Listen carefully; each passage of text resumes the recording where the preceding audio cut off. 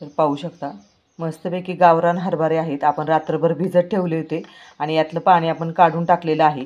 तर आपल्याला मस्तपैकी लपतपीत असं चना मसाला करायचा आहे. तर यामध्ये आता आपण थोडंसं मीठ टाकूया आणि थोडीशी हळद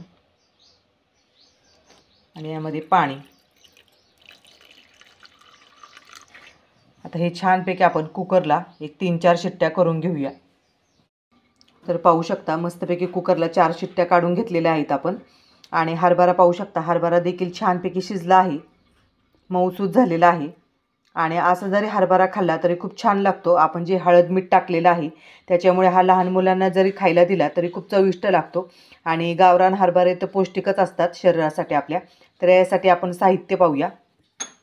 तर आपण इथे 4 कांदे घेतलेले आहेत, लसूण घेतलेला आहे आणि थोडासा कढीपत्ता घेतलेला आहे. एवढंच साहित्य आपल्याला लागणार आहे. तर मस्तपैकी आता कांदा हा बारीक चिरून घेऊया आपण. आता आपण गॅसवरती कढई ठेवलेली आहे आणि मस्तपैकी आता यामध्ये तेल टाकून घेऊया. तेल आपलं छानपैकी गरम झालं आहे. यामध्ये आता मोहरी टाकूया आपण.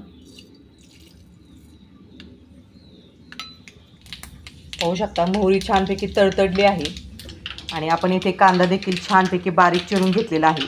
लसूण देखील आपण ठेचून घेतलेला आहे आणि मस्तपैकी कढीपत्ता. तर आता आपण थोडासा लसूण टाकला आहे. लसूण छान तडतडला की आपण यामध्ये कांदा टाकणार आहोत.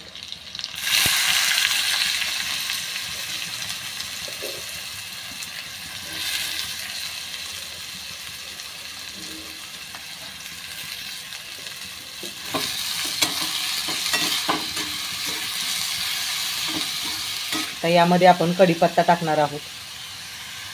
मस्तपैकी कढीपत्ता.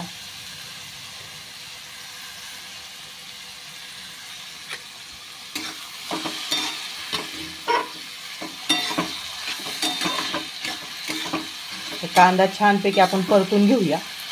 गुलाबी रंग येईपर्यंत थोडासा आपण परतून घेणार आहोत.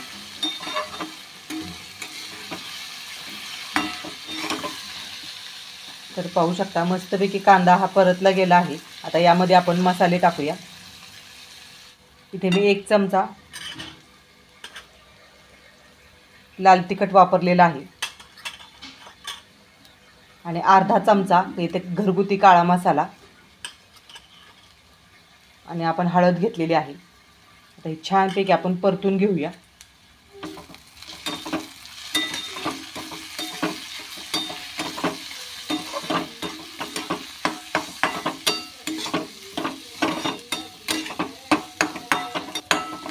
पाहू शकता मस्तपैकी आपला मसाला देखील छानपैकी परतला गेला आहे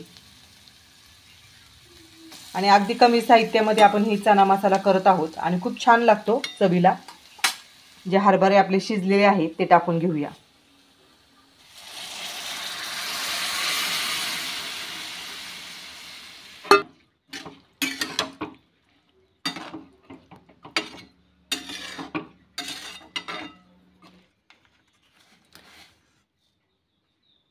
थोडंसं मीठ टाकूया.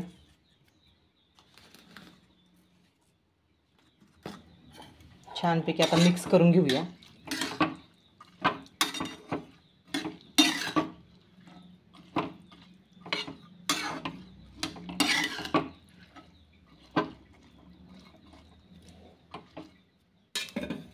तर 2 मिनिटं छानपैकी थोडीशी उकळी आणायची आहे.